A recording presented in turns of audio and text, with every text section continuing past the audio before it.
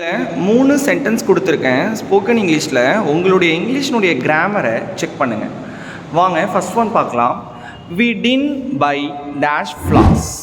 அதாவது நாங்கள் வாங்கலை, டின் பைனா வாங்கலை, டேஷ் ஃப்ளாஸ் பூக்களை வாங்கலைன்றது இங்கே இருக்குது. ஆனால் இங்கே ஒரு வேர்டு வரணும். அந்த வேர்டு என்னென்னா ஒன்று எனி வரும், இல்லை சம் வரும். சரிங்களா? யூஸ்வலாகவே எனின்றது நெகட்டிவ் ஃபார்முக்கு தான் வரும். சரிங்களா? அதே மாதிரி சம்முன்றது பாசிட்டிவ் ஃபார்முக்கு வரும்.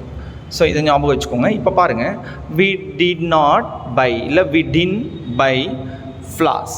ஸோ நாங்கள் எந்த ஃப்ளாஸையும் எந்த பூக்களையும் வாங்கலை, ஒரு பூக்கள் எனி எதுவுமே வாங்கலை அப்படின்னு சொல்கிறதுக்கு இந்த இடத்துல எனின்றது வரணும், சம் சொல்லக்கூடாது. ஸோ எனின்றது தான் ஆன்சர். அதுக்கப்புறம் செகண்ட் பாருங்கள், லெட்ஸ் கோ டேஷ். இந்த மாதிரி ஒரு லெட்ஸ் கோ ஒரு வேர்ப் வரும் பட்சத்தில் இதுக்கு பக்கத்தில் ஒரு வேர்போட ஒரு ஐஎன்ஜி ஃபார்ம் வரும். ஸோ இது வந்துட்டு நவுன் ஃபார்மேட்டில் வரும். ஸோ அப்போ இங்கே பாருங்கள், இப்போ கேம்ப்னு இருக்குது, கேம்பிங்னு இருக்குது, டு கேம்பிங்னு இருக்குது. ஆன்சர் வந்துட்டு கேம்பிங் தான் சொல்லணும். சரிங்களா? லெட்ஸ் கோ கேம்பிங், நம்ம கேம்பிங்க்கு போகலாம் அப்படின்னு அர்த்தம். ஸோ இதுக்கு ஆன்சர் வந்துட்டு கேம்பிங். அடுத்து தேர்ட் ஒன் பாருங்கள். Last week I dash at the airport.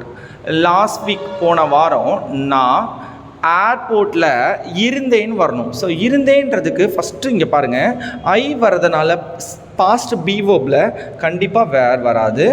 So அதுக்கப்புறம் இங்கே பாருங்கள், இந்த ஆம்ன்றது எங்கே வரணும்னா ப்ரெசண்ட் பீவோபில் தான் வரணும். இதெல்லாம் நம்ம வீடியோலேயே பார்த்துருக்கோம். சப்போஸ் பார்க்காதவங்க அந்த கிளாஸஸ், பேசிக் கிளாஸஸ்லாம் போய் பாருங்கள். நெக்ஸ்ட்டு ஐ வாஸ், இதுதான் கரெக்டான ஆன்சர். இது எப்பயுமே பாஸ்ட் பீவோபில் வரும். ஸோ இதுதான் கரெக்டான ஆன்சர்.